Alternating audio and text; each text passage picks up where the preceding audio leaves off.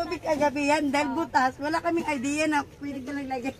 Oo, kasi ang ginagawa namin pag halimbawa, pero yung isa dapat yung mas manipis. So, okay na to. Yung ginawa namin dati. Ito, manipis to. Kapag naglilikate, ganyan lang. Ipagpapayaan mo lang yung plastic. Tagok doon sa akin. Manawis! Halika dito muna. Kasi ano to, pamatagalan naman kung ano, yung...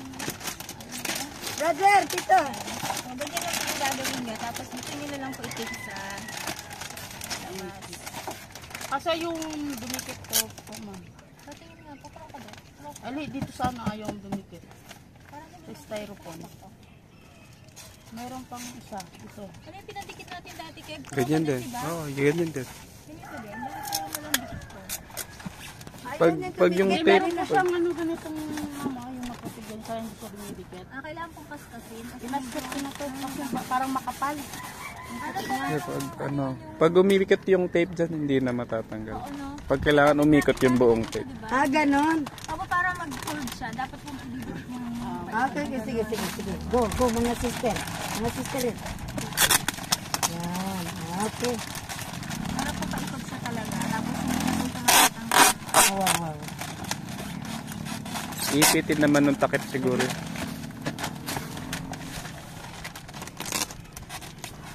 Ay, baliktad naman.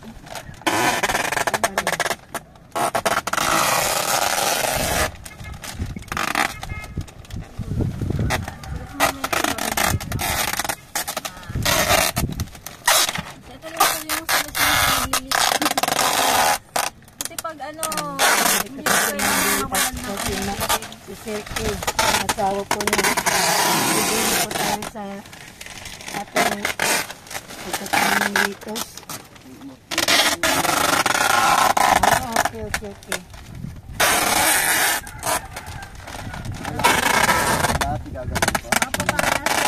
Pagka yan sila, inyanin natin.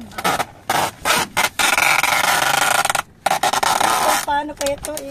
Paano? Inyanin natin sa ito. Ayan. Okay na siguro. Nag-order ako ng ano ba yung net na yun? Yung nasa FB? Ano Pang po? gardening siya, 1.5. So, ganito. Di ba yung net tapos pwede mo siyang buksan, pwede mo siyang isara. Ayun, May mga alambre dyan, tapos may mga hook. Para pag gusto mo isara, isasara. i-discuss ko pa muna. Ganda siya yung net na yun. Pang garage, pero may pang gardening, 1.5 kasi malaki yun. So basically po, ang Bilis. hydroponics ay pagtatanim na wala pong lupa. So tubig po talaga yung gagamitin natin. Lalagyan po natin siya ng nutrient solution. Kuha ba akong tubig yan, ma'am? Sige po, kahit mamaya na po. So ang tuna Di, box mayroon po, na doon, Bill. Doon sa ano, may tubig yan. So, dapat makabalik nila. Hindi, ito, next na ito, magdidi mo na lang siya ng isa muna. Bibigyan ko lang po yung isa. So basically po ito ay hanggang almost mapuno. So hindi po siya umaakay talaga. So ngayon, ang kaya pong i-hold ng isang styro box ay 25 liters na tubig. Tapos ang ilalagay po nating nutrient, kasi wala pong lupa, wala siyang mapapakuha ng mga nutrients. So ito po yung nutrient solution. So ang ilalagay po natin ay sa bawat litro 2.5 ml. So kapag sinukat ko na po ito dati, 60 ml po nito ang ilalagay ng A. Ito ay A. At saka 60 ml lang po ng B. So maganda po yung may pangtakal kayo ate, pang sukat. Kasi konting-konti lang po yung gagamitin, mga 60 ml lang. So ibig sabihin sa isang ganito, marami na po kayong mapapatubo kasi isang beses na lang po ilalagay. Pakilala ka muna. Kapag nilagyan na po ng tubig, tapos ilalagay nyo yung nutrients, haluin nyo lang ng konti. Tapos after 5 minutes, ilalagay po yung B. Tapos haluin nyo naman po ganyan. So basically, nakaprepare na po yung tubig natin para sa hydroponics. Ang kasunod po ay, syempre po yung ating cup. So ito po, pag ginamit nyo to, pwede nyo gamitin na ilang beses. Basta iingatan nyo lang siya pag lilinisin nyo na. Kasi po, itong pagpapatubo dito, mga 28 days to 30 days ay pwede nyo na pong i-harvest. May picture po ako at video ng kung ano yung magiging sura niya after 28 to 30 days. So basically, bubutasin siya. Importante po kasi, yung ugat po ng halaman natin, dito po siya lalabas at mag-absorb ng tubig. So kaya kailangan po yung butas ay meron. So mga 4-5 po ganyan, parang ganito yung ang tawag dito ay lazy gardening. Kasi nga po, hindi nyo siya araw-araw na yung laging tinitignan. Pwede nyo pong i-monitor, tignan nyo kung may tubig. Kasi minsan baka mag-iit ganyan, so wala siyang water. Pero basically, pag i-transplant nyo na siya dito, tinitignan-tignan nyo na lang siya. Wala kayong tatanggalin kung ano. Hintayin nyo lang hanggang ma-harvest nyo na po siya. Especially yung LED. Hindi siya tutubuan ng damo. Oo, wala siyang damo. Wala siyang peste, wala siyang... Anong saka ng lamok. Hindi naman po kasi naka-cover naman po siya. Oo, pero ito po nga, minsan nagkakaano siya kasi dun sa nutrient, yung lumot. So kapag after po ng bawat harvest, linisin nyo lang po siya. Tapos pati po yung styrocaps, madali lang naman paghahandaan yung hangins. Tapos ilalagay nyo lang siya ulit kagaya po ng ginawa ni ate. So basically, ang gagamitin po natin yung coco peat na... Tama ba yun yung ano? Opo, yung coco peat po natin kasi, kailangan po siyang mabadilan ng mga 3 araw para mamatay yung mga bakterya niya. Hindi nyo naman po ibibilad, yung ginawa ni ate, nilagyan niya ng mainit na tubig. Yan, doble-doble na yun. Binilad ko na. Tapos, di ba, initubig pa. Patay na talaga yung ano dyan. Ate, may petsay ka na? Ayan. Ayan, i-demo ko lang kung paano po ilalagay. Okay. Parang mahaba na ng mga petsay. Yung sa pitsay, Pwede na i-transfer po. ganun din ang gagawin natin to sa lettuce, di ba, Ma'am Beng? Ganito rin siya sa lettuce. So, i-demo lang natin yung petsay kasi wala pang lettuce. Wala pang lettuce, hindi pa tayo nakapagpunla. Ay, mali yun. Sapa mo sa mesa doon. Sige. Kunin mga brother. Sige po, palapag na lang. So, kailan po ba ita-transplant yung halaman? Kapag po, usually, mayroon na siyang permanent leaves. So, yung permanent leaves po yung pang-4, pang-5, pang-6, gano'n. Pwede na yun. So, kapag ito pa lang po yung una, so hindi pa po siya ready. Ayan. Okay, so basically po, actually may kutsara ako sa bahay. Yun yung ginagamit ko. Pero pwede Hiram yung ka kamay. Hindi, okay lang, kamay lang. So, ipapatong nyo lang po siya talaga sa coco peat. Ganyan. Kaya dapat po ay nakatayo siya after nyo siyang ilagay. So, simple-simple lang po ang mag-transplant. So, coco peat lang. Tapos yung nakakuha yung ano dito, wag nyo na pong tanggalin para hindi na masaktan yung ugat. Tapos, Kang kutsara. oo. Tapos ito po, halimbawa ganyan. Para hindi masaktan yung ugat, i-press nyo lang po sa ilalim. Yan. Para, tapos kunin na po yung buo. Paano kayong marami kung ganito? Oo nga po. Pwede nyo po siyang ano. Ate kasi yung dami na sila. Kaya po diba binilin ko kay ate, pag naglagay ka ng lettuce, isa-isa lang. Yan, para hindi siya ano. Pero dahil marami yan, pero hindi naman po maselan. Pwede po kayong kumuha ng tubig. Halimbawa po may, di ba po, ano-ano yung mga ugat nila. Nagkakalugtong-dugtong. Isawsaw nyo lang po sa tubig, maghihiwa-hiwalay po. Yung walang forever yan. Hindi na sila magdidikit-dikit. So, dahan-dahan lang po sa ugat. Try po ba isawsaw, di ba ate? So, pag sinawsaw nyo siya sa tubig, alalayan nyo lang siyang konti. Tapos, ayun. Opo, ito po actually pwede siyang direct transplant eh. Ayan po, hindi naghiwa-hiwalay na po sila. Opo, isa-isa lang. Kasi po yung nutrient na kaya lang niyang i-support, itong nilagay natin dito is para sa 18 lang na halaman. So kapag sumobra po yung nilagay yung halaman, pwede po silang lumaking bansot.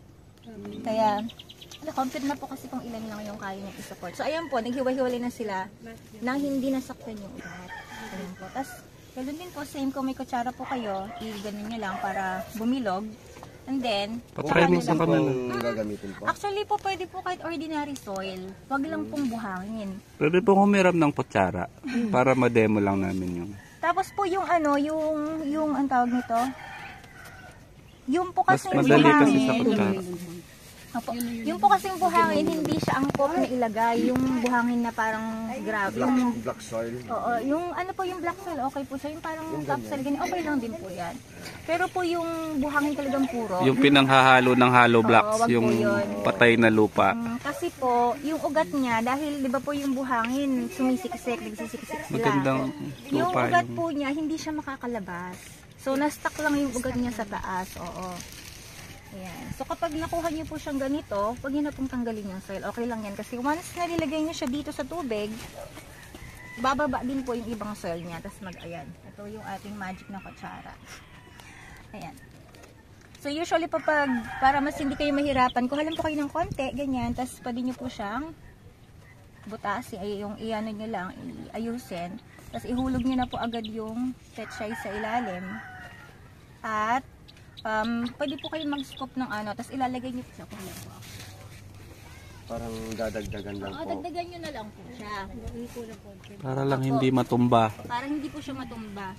So ayan po, pag parang, diba, Kailangan lang hindi siya matumba. Nalalagyan yung mga ano, so ganyan nyo lang. Para sa side-side lang. Opo. At ano po, make sure na nakatayo po siya. Ayan. Sobrang easy po nito, tapos yung lettuce po, alam nyo, mahal siya, diba? Per piece. Pwede nyo pong ibenta yung 300 isa. per kilo. Diba po? So, pwede nyo pong ibenta yung isa ng ano, 30 pesos per cup. Mura na yun. Mura na yun actually. Diba, yung 30 pesos. Kasi mayabong po siya eh. Yung isang lettuce. Tapos depende pa po sa variety kung ano yung ipapatubo. So basically, ganito lang po siya. Hindi lang lettuce yung pwedeng itanim. Pwede pa yung iba pang halaman. So after na pong ano, ayan. So make sure po na sumasaw-saw yung, ito po parang konti yung tubig niya. Make sure po na umaabot yung tubig hanggang dito. So, silipin nyo na lang po pag tinignan yung ganyan tapos ay hindi umaabot. Kulang. So, dagdagan nyo po. Mamaya lagyan natin. So, ito po, ilalagay nyo lang siya sa bawat lalagyan. Tapos, yun na po. Tapos na po yun. So, basically, babantayan nyo lang siya ng, dapat po ating manet natin to para walang pumasok Yung po kasi mga paru-paro tsaka mga ano, mabilis nilang makain. Kailangan may net. So, ayun po. Tapos, yung pinakabubong niya po, plastic po. Opo, plastic para hindi. Kailangan maarawan siya. Pero hindi pwede to. Dapat po ano, plastic na lang kuya. Kasi gusto ng lettuce na aarawan. Pero hindi na uulan ng dapat yung, opo, yung nutrient natin. Yung una po namin pinangbubong ganyan. Tapos okay po siya, tumubo siya. Tumagal din. Tumagal din. Kailangan po nabibilad sa araw. Opo, kasi yung lettuce po kailangan parang pechay lettuce. Kailangan po nila ng matubig at mainit, maaraw. So, napapansin niyo po pag hindi umaaraw, nagiging leggy. Ang tawag po dun sa mahahaba. Parang ito po, kunwari po tumubo na siya. Tapos pag tumubo na siya at hindi pa siya naarawan agad-agad, humahaba po siya ng parang mas mahaba pa siya ganyan. Mahihirapan po kayo mag-transplant. Mas maselan, mas madali siyang maputol. Mapuputol siya, mababali. So, ang lagi niyo pong tandaan, pag po nagpunla po kayo, usually 3 days ang pechay tumutubo na. Ang lettuce ganun din po. Once na may nakita na kayo nag-sprout or yung lumalabas na parang tumutubo na, ipaaraw nyo na po yun. So morning sun, maganda. Para hindi na po siya biglang laki. Kasi maghahanap po yun ng araw. So ito po, feeling ko na kailangan po siya ng araw. Opo, kasi nakatago po doon. Dilipat ko yan dyan eh. Opo, no, ano. So, Dumating nga Pero sila okay lang pag naman nilipat po. ko dyan. Dahan-dahan lang pong maglipat.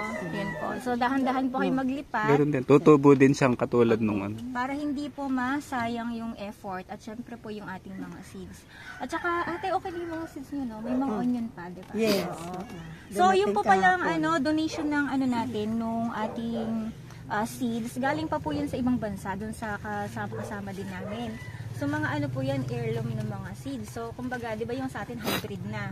Minsan yung corn natin kulay purple, tapos pag tinanim mo ulit yun, magiging na siyang white, di ba? Hindi na siya yung original na, kasi hybrid na po yung mga yun.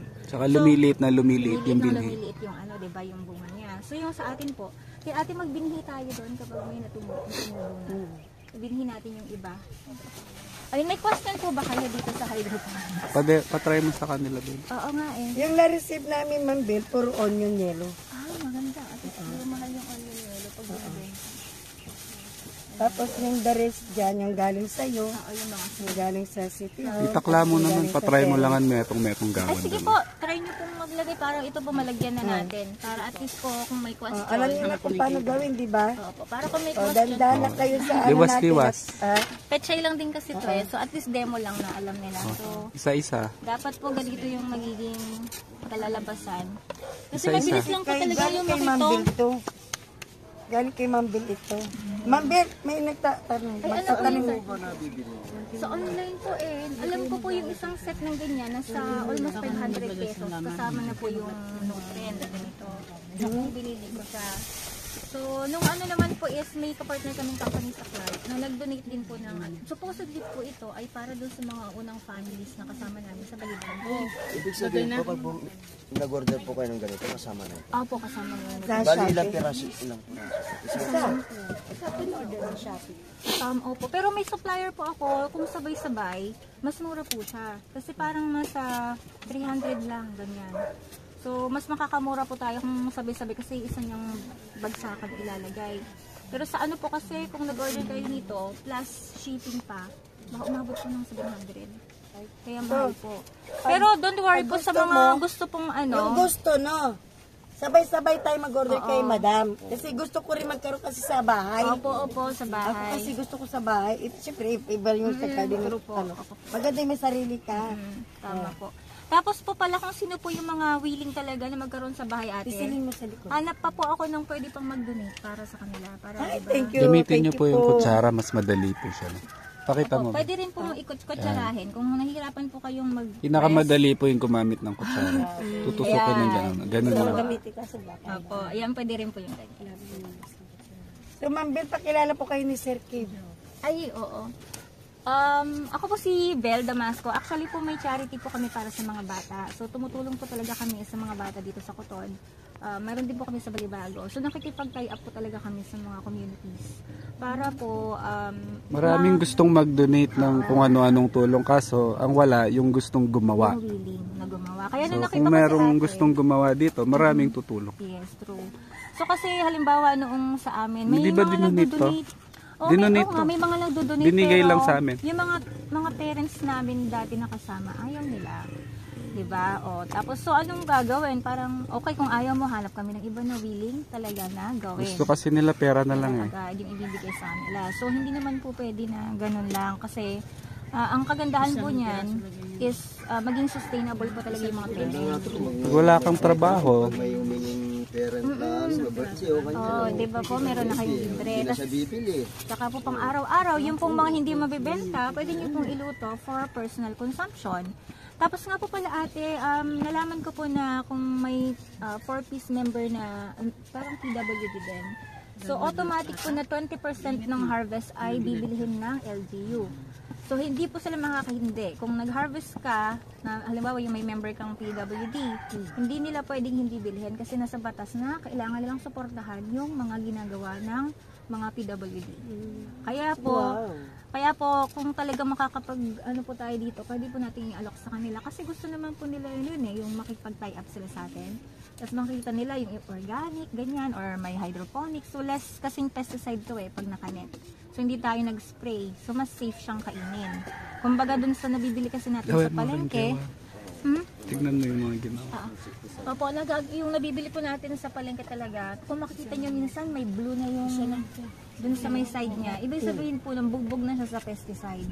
Kasi, syempre po, yung mga tao, yung mga farmer, gusto talaga nilang kumita ng malaki, di ba? So, dapat walang reject. So, ini-spray po nila talaga na ini-spray yung mga yon.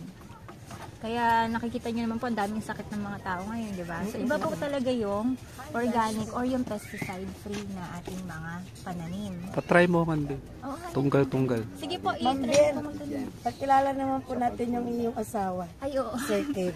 Sige po. Yung ating cameraman din. Siya po yung ano. Si O, Sir pakilala mo Kevin na yung po. sarili mo. Hello, Mag-asawa po ako sila yung ni Ma'am Ben. driver. Siya yung taga-video. kargador po, saka taga-video, saka ano. Ang videographer ni Madam. Nagtitinda din kami ng school supplies dyan sa Sa baba. Sa kanila ako nagpapaprint. Kilala ko to dito. Saan po? Yung bagong open po dyan sa may tabi ng loob. Yung bagong open yung tapat nung nung laundry. Palitaw naman yung Dating parlor yun dating parlor yung brother. Tapos ginawa nilang ngayon. School supply tsaka printing tsaka xerox ano dyan. Doon ako nagpapaano sa kanilang attendance. Nagpapagawa. Pinapaprint ko sa kanila. Ay, opo. So, ito po ate kung marami, pwede nyo pong isa lang yung ilalagay nyo dito. So, minsan po kasi ganyan, okay lang po kung personal consumption. Pwede na po yung ganito. Magpunla din kayo. Pero May po, pupunla din kayong... Pero pag pang tinda po natin, let's say po, halimbawa si Mayor umorder ng marami. So, isa-isa lang po natin siyang itatanim. Ipapakita ko po sa inyo, tapos na yung ginawa natin.